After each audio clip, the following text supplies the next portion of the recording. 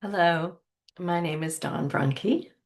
I'm going to be reading chapter 53 of my book, Talks with Bob, a true story of love, death, and life in the afterlife. This chapter, again, we are nearing the end of the book. These are the final chapters. So this is about the eighth week since he's passed. And we've been doing these talks every day, building and expanding, and I've been integrating a lot of the ideas. So this one is a little bit more about the bridge that connects the physical earth world with the afterlife. All right. Chapter 53, Bridges Between Worlds. I've come to love the early morning, lounging in bed, talking to Bob in the in-between. I love this drifting time, conversation casual, all sorts of questions arising. Do spirit people know when someone will be transitioning? I ask. Yes, he says. Some greet that being in spirit world. Others travel, helping to bring the person through. Some go early and appear weeks or days before to let them know, to lessen the fear, to deliver a message, whatever is needed. Have you done that? I ask. Not so much, he says, noting that he is still considered new and learning, that he is in observation mode, still watching what is happening. But you're thinking about leaving that world, about exploring beyond? He smiles. Yeah, there are no requirements, no protocol. Some spirit people like to be greeters. Some enjoy helping with transitions. You're naturally drawn to where you might learn, or help, or teach. You are drawn to what you need to do, just like in life. These talks with you feel like my work right now, along with creating a new life without you in the physical. Now I feel you laughing, because that's what you were exploring too, life on that side, discovering who you are without all of us. Sensing the flow of deeper conversation, I get up, make coffee, grab the laptop. Okay, I say, let's continue. Well, in a way, we're both doing the same thing from different sides of the bridge. Do you remember our talk about the bridge this morning? Hmm. When we drifty talk in bed, I don't recall everything. Tell me, what about the bridge? We were wondering what was beneath the creation of the bridge, and we had a thought. It has to do with feeling stretched between worlds. That's what the bridge is, a stretch between worlds. We both felt it was created from longing, spirit people reaching for those they left behind, and physical people reaching for those who left them. Someone exploring with their consciousness. They trekked into the unknown, into the mist or clouds between the worlds. Both sides did it, and they met in the middle. The more people did this, the clearer and more solid the bridge became, until it became a real thing, a bridge between worlds. When we were together in that in-between place, we were thinking how the bridge is a living bridge, made of people's thoughts and desires, their search for answers and love. All of that part of the material that makes up the bridge.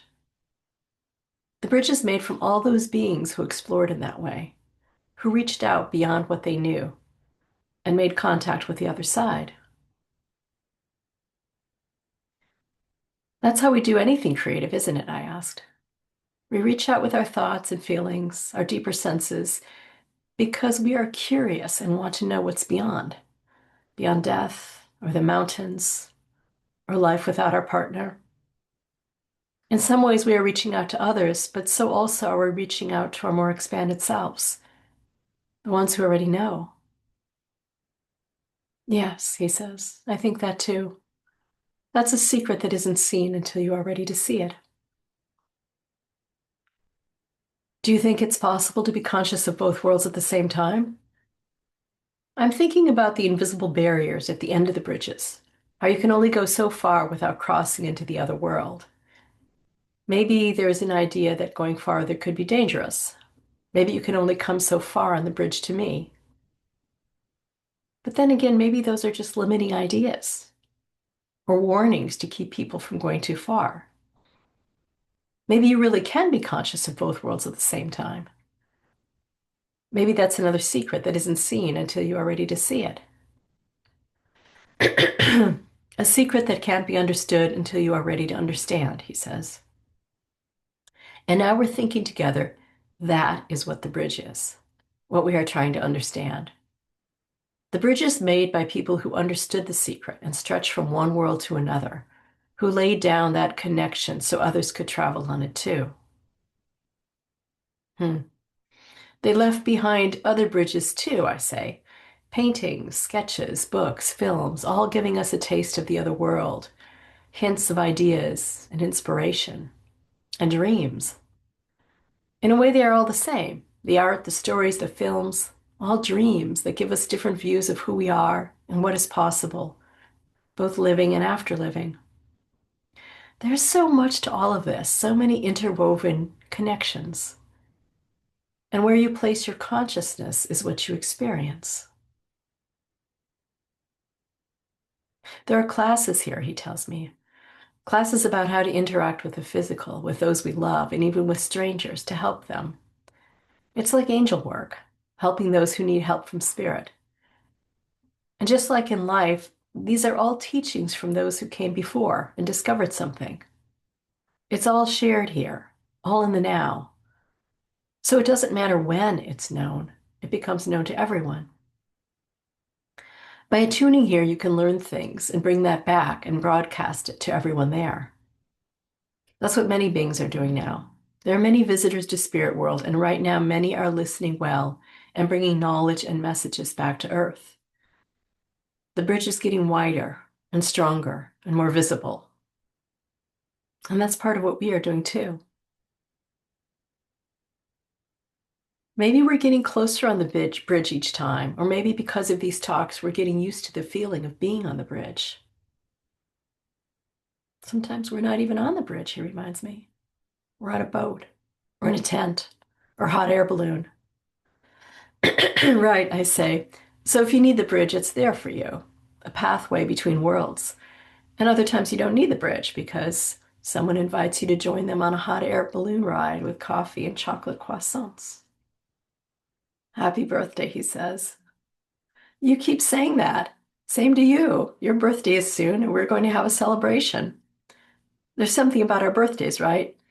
I feel this is not just about how we used to celebrate our birthdays together, but it has to do with these talks, doesn't it? I'm getting a little nervous now. I don't really want to stop these.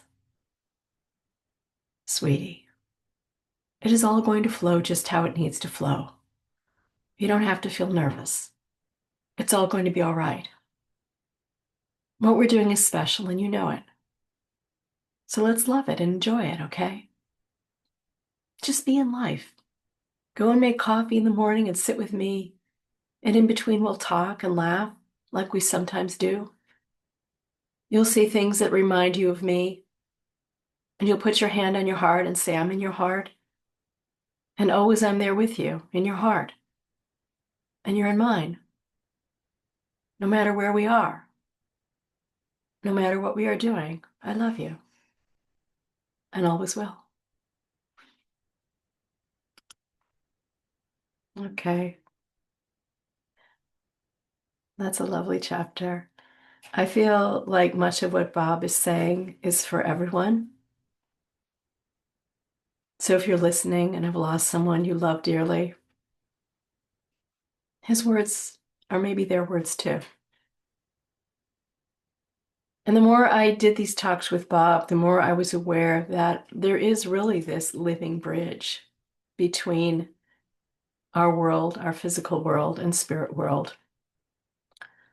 And sometimes we can be aware of being in both. Yeah. So this is something we talk about later in the second book, which I'm working to publish right now, which will be available maybe in a couple weeks. So in the meantime, if you'd like to read this book, there's a link below to the Kindle version, the paperback version. There's a link to our channel, and there's a link to my website. Okay. I hope this helps you in some way. Thanks for listening.